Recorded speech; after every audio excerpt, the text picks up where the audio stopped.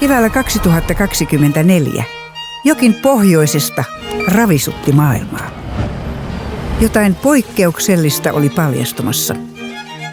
Vantaa. Tai paremminkin, mitä sen maan alla tapahtuu. Mutta aloitetaan tästä.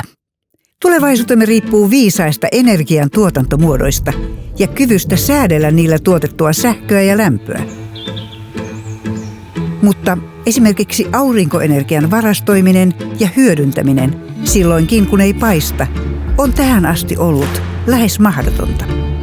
Sitten Kehä kolmosen tuolla puolen syntyi idea. Entä jos sen hetkessä katoavan energian saisikin säilyttyä peruskallioon, eräänlaiseen lämpöholviin?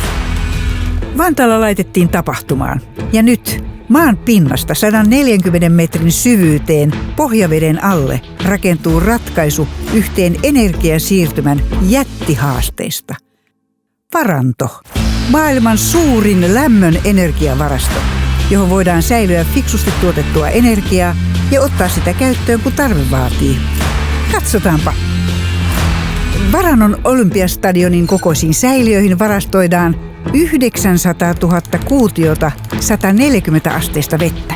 Siis reippaasti yli kiehuvan kuumaa. Tässä piilee varannon nerokkuus.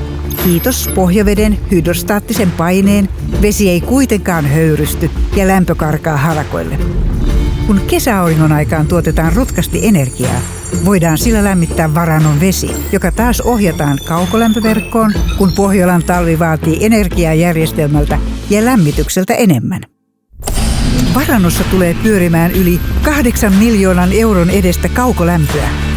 Sillä tarkenisi yksi suomalainen kaupunki vuoden ajan. Tai lämpiäisi 22 miljoonaa suihkua. Tällaisen energiamäärän varastointi maanpinnalle olisi lähes mahdotonta.